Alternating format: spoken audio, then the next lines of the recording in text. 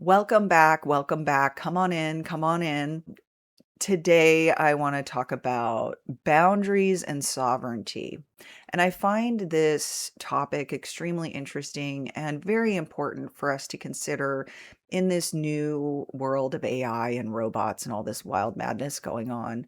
And I was pondering on this week and requested a couple of presentations from my Hermes. And a quick heads up here, I say Hermes and most people say Hermes. And it's an agent that you can download onto a computer 100% for free if you're not aware. And I use Hermes to help me create different things throughout the week. And one of those are presentations. So my trigger is I email my Hermes and he will create me a presentation. So he's made a couple of here for us to go through. And the topic is about boundaries and sovereignty. And we talk about obvious boundaries, but then there are these unseen boundaries that we need to think about and explore further.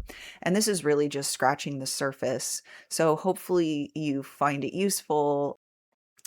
And I belong to a community. I do have a Discord linked in the description of this video. If you're interested in the topic of AI and systems and building with sovereignty in mind, I highly recommend you come check out our community. We're in there almost every day. If you want to stop in and say hi, I would love to have you and welcome you to the community. And let's get into it. Yes, I'm going with the Sam Tripoli style this morning. 3 legal time bombs. Time bomb number 1, cloud LLM leak training data. Time bomb number 2, redaction gaps cost 12 million per violation. Time bomb 3, platform defaults are insecure. Boundaries and sovereignty. So as I was working in my AI system, I started thinking about boundaries and sovereignty and where the boundary is for the human and where the boundary is in AI. And this is not to scare you or be scary or anything like that. I don't like the idea of transhumanism. I do like the idea of using software and technology to help me organize my thoughts and bring my visions and ideas into reality. And that is what my intention is when I am using AI. I don't want AI to use me. I want to use AI, right? I want to use my tool. I don't want my tool using me. So this is a working map of where control lives, the body, the data, attention, and personal audit you can run in 5 minutes. So 2 kinds of walls. Click a zone to open what breaks it and what restores it. So we've got a physical skin barrier. So what is my barrier is that I am a human. I was born into this body and I inherently own my body and control the actions of this body. You can't control me. You can try to influence me. You can threaten me. You can coerce me. So this brings forward the idea of boundaries. So we have boundaries for the human and we have boundaries for the AI. And when I think about this, I think about sovereignty and all right, and we start out, we come into this earth and we have our consciousness and self-awareness and have control over this shell, this body. And our physical barrier is really our skin, is the very outside of the physical, what we can see barrier. It's visual, it's negotiated by culture and law for millennia. Okay, so where is the physical barrier? It's really at the skin layer. But there's this other barrier, whether it's because we have an aura or because our brain waves actually extend out into the ether and there are these waves and vibrations that we just cannot see with our eyes, but doesn't mean that they're not there. And we tend to call this a bubble, right? The data bubble, invisible until breached. So if I come up to you and I say, "Hi, my name is Melissa.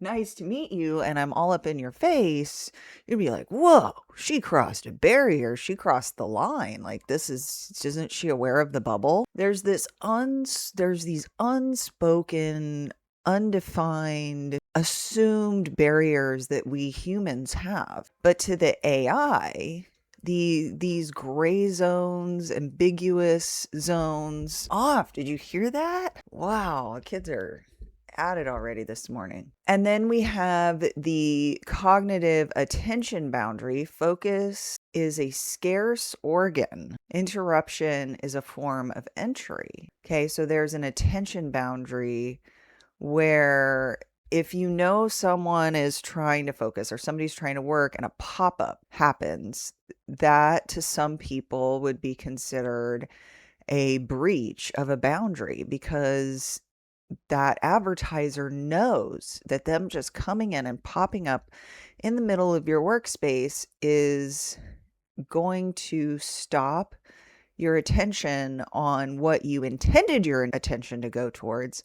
And now your attention is distracted to what this other person wants you to look at. Or if you're watching a movie and someone just jumps in the middle of the movie theater and starts singing a song, blocking your view, this is an attention boundary. Then we have a social boundary, role boundary. Who is the advisor? Who is an actor? And who is accountable?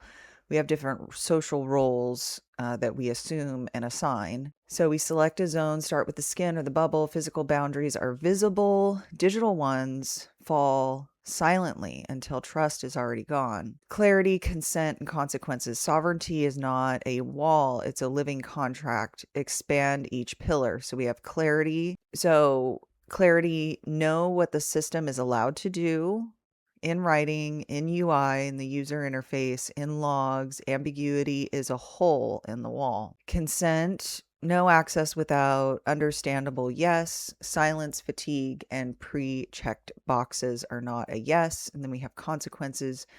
Breach has a cost for humans and for systems. Undo paths, kill switches, and ownership names. Personal boundary audit. Check what is true today. Progress saves locally in this browser only. Hermes, calm down. This is a presentation. It's all right. Customer chat UIs. Agents can run tools. Boundaries and sovereignty in human AI interaction. You build machines to serve you. Now they're roommates with a key. This is how you keep the crown. Who calls the shots? You or the assistant you invited in. Your body is your kingdom. AI is the uninvited guest with a key. We build tools to serve and ended up negotiating with our housemates. All right, let's see if I can put this in a better spot for y'all. We build tools to serve and ended up negotiating with housemates. 98% of users say AI oversteps boundaries. This is a couple of years old. It's from Trust Wave in 2023. And as we talked about, your skin is the overt barrier.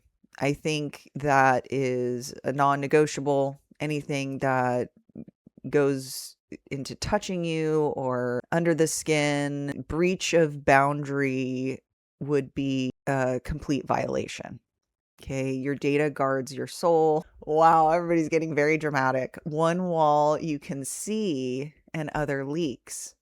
Physical boundaries are visible, like the skin. Digital ones, however, are invisible. Okay, and for a lot of people like me, this invisible boundary can be difficult when we're looking at AI. And I think that AI also has a translation issue when we're communicating or trying to interpret what AI is saying and what AI is trying to interpret that we want or need. So every tap, every permission, every allow widens the moat. 92% of people don't read their privacy policies, says Pew Research, and they're just so long. These arbitration agreements are embedded in these things, and who reads them? It's like, I just want to watch a damn movie. Click, click, click, click. Yes, consent. Can I watch my movie now? Right? Do I get what I want? Your skin is a castle wall. Your data flows through a moat of code. Oh, this is so fun. So what is your moat?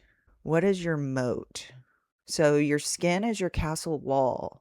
What is your moat? The moat is the water around your castle, your bubble, if you will, because there are those unsaid rules where, like I said before, you don't walk up to somebody and say, "Hi, nice to meet you. My name's Melissa," unless you want to get pushed or have some sort of consequence as a result. Most people will not tolerate you coming in that close into their bubble. Okay. When AI crosses the line, what is the gray area? What is the in between? I asked for a recipe and it told me I'm depressed, a real user, a real moment. An AI mimics humans but lacks social training wheels. Okay. It's not creepy, it's just wrong. And an in your face paradox. The line isn't drawn by code, it's drawn by whoever holds the crown. Okay. This is about your dignity.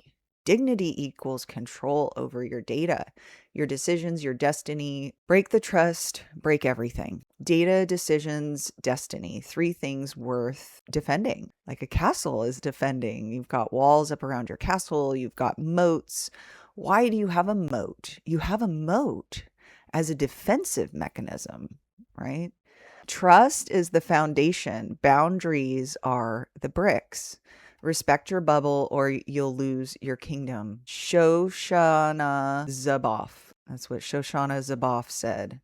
2022 EU passes the Digital Services Act. Sovereignty is a living contract. The monarchs rule. A king doesn't just rule. And what does it take to rule? Like, what does that mean to reign? Because when you look at sovereign, it's obvious that the word reign is in there. It's self, reigning over thyself, right? And if you reign, we think of kings and queens and kingdoms. And kings and queens and kingdoms require boundaries. Okay, so in order to have sovereignty, there has to be some sort of a boundary established. What do you rule over and what do you not? Sovereignty isn't a wall. It's a conversation between you and your tech. Your AI needs a contract and you're the lawyer. Skin barrier versus your social bubble. There's two kinds of walls. Your skin is the physical wall. The social bubble is more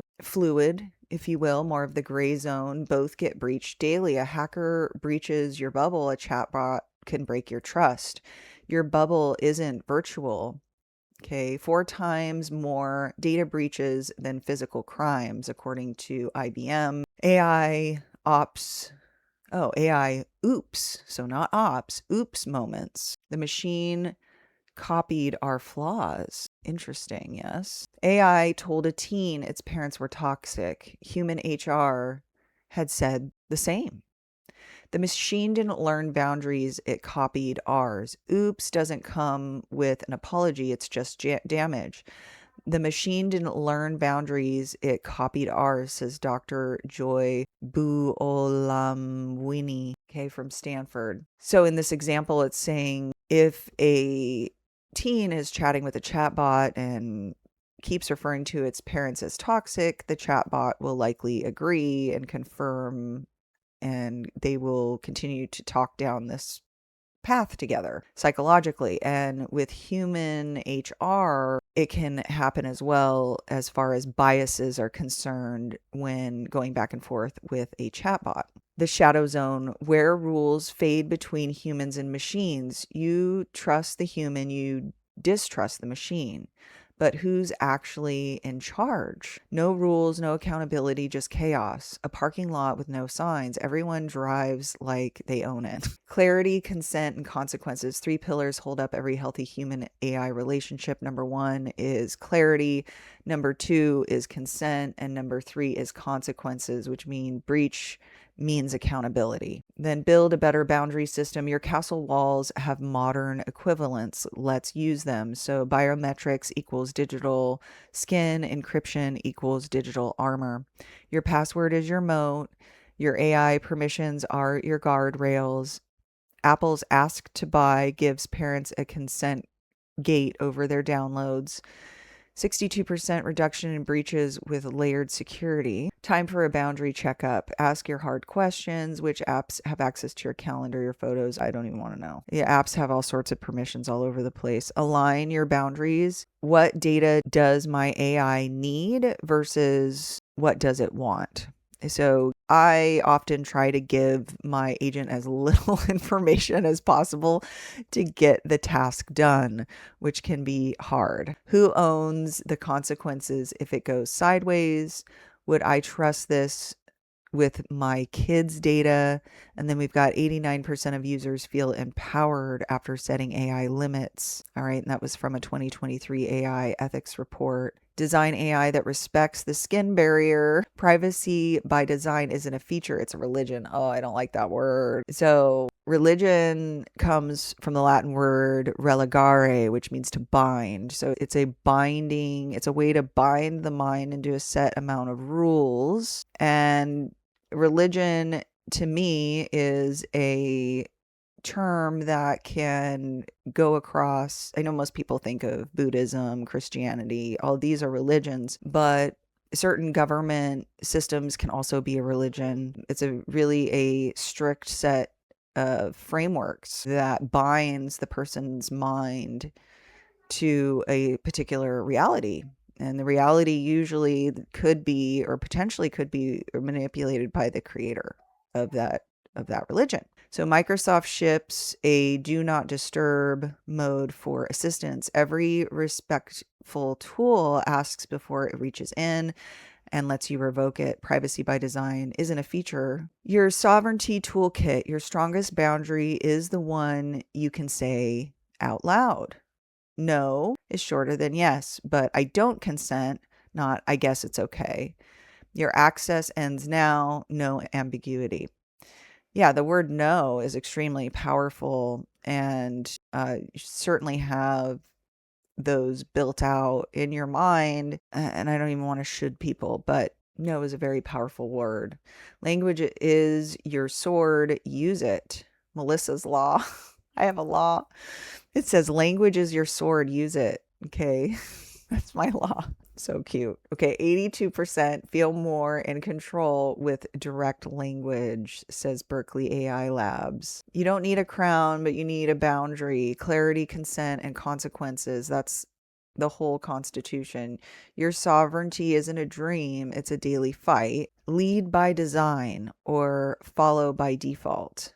Rule your kingdom or someone else will. 2030 AI ethics becomes law. Will you lead or will you follow? So that's pretty deep, Hermes. I like it. Well, thank you for hanging out with me until the end. Hopefully you found this at the very least thought-provoking. And if you could do me a favor and write a nice comment down below, I would appreciate it. Share it with a friend, like the video, and come check out our community. I do have a link to the Discord in the video description, and we'll see you next time. Bye-bye.